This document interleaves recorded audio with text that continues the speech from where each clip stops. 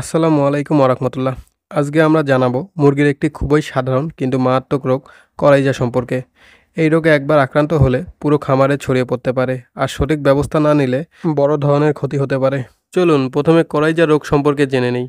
কলাইজা হলো মুরগির শ্বাসযন্ত্রের একটি ব্যাকটেরিয়াজনিত রোগ। সাধারণত চোখ ফুলে যায়, চোখ লাল হয়ে যায়, চোখ দিয়ে পানি পড়ে, নাক দিয়ে দুর্গন্ধযুক্ত সর্দি বের হয়, খাবারে অরুচি ইত্যাদি এ রোগের প্রধান লক্ষণ। চলুন এবার আপনাদেরকে জানিয়ে দেই এই রোগের কারণগুলো। এই রোগটি একটি ব্যাকটেরিয়াজনিত রোগ। ভিজা বা নোংরা লিটার থাকলে অ্যামোনিয়া গ্যাস তৈরি হয়। এই গ্যাস চোখে ও শ্বাসনালীতে জ্বালা করে এবং রোগ জীবাণু সহজেই প্রবেশ করায়। অসুস্থ মুরগির সাথে সুস্থ মুরগি থাকলে এই রোগ দ্রুত ছড়ায়। খামারে বাতাস না চলাচল করলে গরম ও আর্দ্র পরিবেশ তৈরি হয়। এতে এ রোগের জীবাণু দ্রুত ছড়ায়। আমাদের লিটারের কারণে 2 থেকে 3টা মুরগিতে এ রোগের লক্ষণগুলো দেখতে পাচ্ছি। মুরগিগুলোর চোখ কিছুটা লাল হয়ে গিয়েছে, ফুলে গিয়েছে এবং চোখ দিয়ে পানি পড়তেছে। আমরা মুরগিগুলোকে আলাদা করে রেখেছি। অসুস্থ মুরগিগুলোকে সুস্থ করার জন্য আমরা চোখের ড্রপ সিবোডেক্স ভেট ইউজ করতেছি, যার মূল্য আমাদের কাছ থেকে রেখেছিল 75 টাকা। এই ছিল আজকের ভিডিও।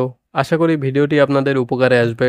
ভিডিওটি ভালো লাগলে একটি লাইক দিন, কমেন্টে আপনাদের মতামত জানান। নতুন নতুন ভিডিও পেতে আমাদের চ্যানেলটি সাবস্ক্রাইব করতে ভুলবেন না।